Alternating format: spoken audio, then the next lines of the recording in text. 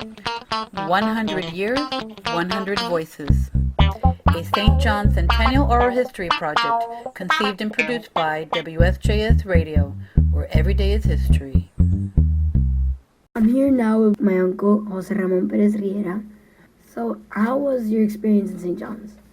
I was a bigger survivor. I was here since pre-kinder. I think my class was actually the first class that had a pre-kinder. The pre-kinder was actually a wooden shack. Literally, it looked like a big dollhouse of sorts, but it was a wooden shack, and it was at what we used to call the Sandy Court. The Sandy Court is really the spot where the gym is at today. That was just a big lot of sand with a big pine tree. It was a huge pine tree, and that's where we would play kickball. Sometimes we would play baseball and volleyball and other sports, but it was the main sports center. What is your earliest memory of St. John's School? People felt very happy, very comfortable, and amongst my first memories, I think, maybe you can relate to this, Mariano, I wasn't the first person in my family to come to school. My sister came to the school, so did my older cousins, so basically I kind of had a built-in support system. When I was in pre-kinder, well, my sister was 4 years older, and therefore she was close by. My cousins, and I would also be able to see them while I was walking around in school, so you kind of felt that you were being taken care of, and if anything went wrong, you always had somebody to look towards in order to make sure that you didn't feel alone. And in that sense, I think you were introduced to the school in a way where you were able to make that transition from feeling secure from a family perspective into starting to make your own family here in St. John's with all of the different students that at the end, really to this day, I consider almost family members. My very best friends are very good friends that I made while I was here at St. John's, and I've kept them throughout my life. And that's always a very comforting thing, and it's something that provides a long-term, lasting effect from my days in St. John's that I will always take with me. Can you remember a specific, transformative, or greatly satisfying learning experience? I can't say that there's any one particular event or activity because there were just a lot. I mean, I remember the science fairs and doing the projects with whoever you were partnered up with. In my case, I did projects alone. I did some projects with my very good friend Ricky Torres. We did all the different field trips where you would go with your class to the beach, all the way across the island. You would go to Gilligan's Island. The extracurricular activities, some of which were academically oriented, some of which weren't. For example, I also did the OAS debating. I was part of the forensics team of Oratoria. I was part of the second year of Perfiles, the magazine that's put out with different essays and writings from the students.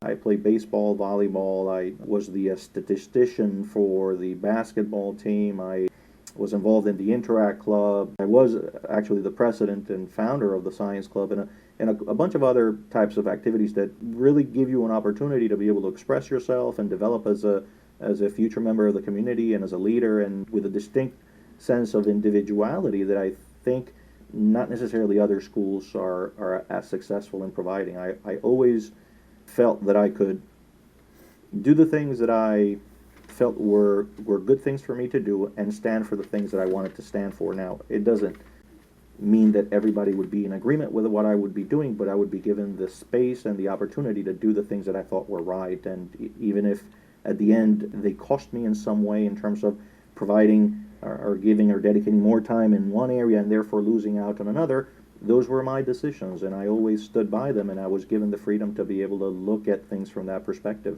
And you grow from that. You know, you learn from your mistakes, and you make mistakes, and I make plenty, but I feel that I'm a more rounded individual because of the opportunity that I was given to make those mistakes, learn from them, and kind of put them in perspective as I grew older.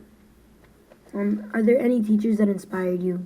It would be unfair to single out any particular teacher because I think the teachers in general were all extraordinary. I mean, obviously, you know, you would have a certain affinity with one teacher more than with other at times, but the truth is that I think they all added quite a bit to forging who one was to become in the future. The teachers instilled values and instilled a certain sense of morality and community to put us in a position where we would feel that we wanted to give back to the community. And I would say that was a constant throughout. I had a a fairly close relationship with some teachers like Jorge Rivera, Mrs. Higuera, and Mrs. Bolivar. There were quite a few. I mean, they were all very good.